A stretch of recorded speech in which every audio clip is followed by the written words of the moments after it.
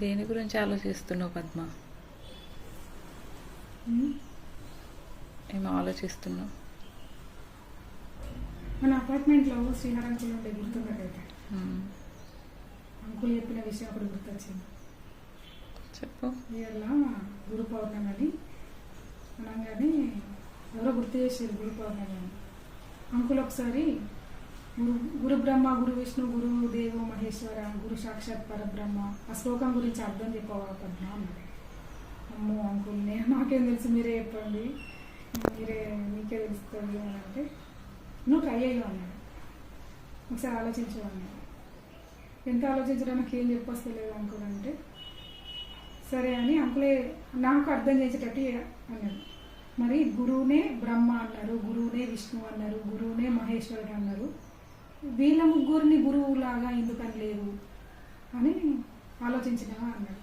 అవును అంకుల్ ఎందుకని లేదు అని అంటే బ్రహ్మ విష్ణు మహేశ్వరుడు అంటే సృష్టిస్తారు, పాలిస్తారు, లయం చేస్తారు.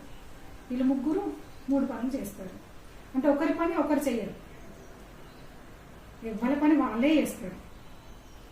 కానీ గురువుకు మాత్రమే ఈ ముగ్గురు పనులు చేసే శక్తి ఉంటుంది కాబట్టి గురు సాక్షాత్ పరబ్రహ్మ అని అంటారంట. అవునా అని అనిపించింది. నిజమే, ఇంత అర్థం ఉందా? చిన్నప్పుడు ఏదో చదువుకున్నాం కానీ ఇంత అర్థం ఉందా అని అంకుల్ చెప్పేదాకా అనిపించింది. కరెక్టే కదా. విశ్వామిత్రుడు సృష్టికి ప్రతి సృష్టి చేసిండు అని అంటే గురువే కదా తను. కానీ సృష్టికి ప్రతి సృష్టి చేయగలిగే అంత శక్తి విశ్వామిత్రుడికి ఉంది అంటే ఏదైనా చేయగలడు అని దీన్ని బట్టి అర్థం చేసుకోవచ్చు అని నాకు అనిపించింది. ఇంకోటి కదా, ఉపదేశం అని అంటూ ఉంటారు, విన్నావా ఎప్పుడైనా?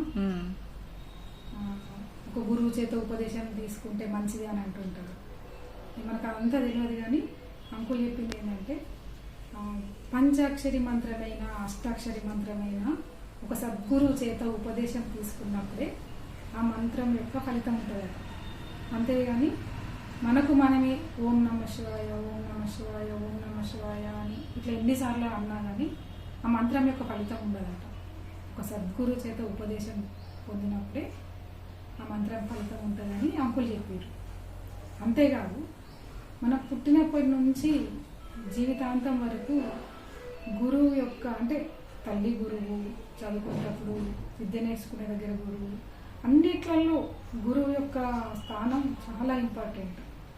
భౌతిక జీవితానికే కాకుండా ఆధ్యాత్మిక జీవితానికి కూడా గురువు అవసరమని అంకుల్ చెప్తూ, అందుకని ఆ పరమాత్మకైనా శ్రీకృష్ణ పరమాత్మకైనా గురువు ఉన్నాడు, రాముడికైనా గురువు ఉన్నాడు, కృష్ణుడికైనా గురువు ఉన్నారు, వివేకానందకు కూడా గురువు ఉన్నారు.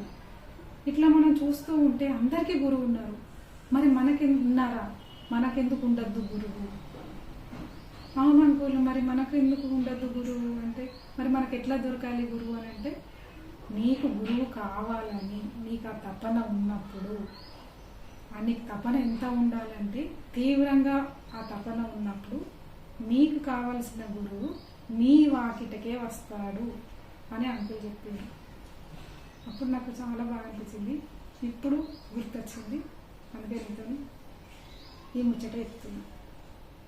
ఏ రోజు చెప్తున్నావు? ఈరోజు గురు పౌర్ణమి కదా కవిత, ఫస్ట్ చెప్పినా కదా, మళ్ళీ అడిగిస్తావు. నీకు, మన అమ్మలకి, మన అక్కలకి, చెల్లెళ్ళకి అందరికీ గురు పౌర్ణమి శుభాకాంక్షలు.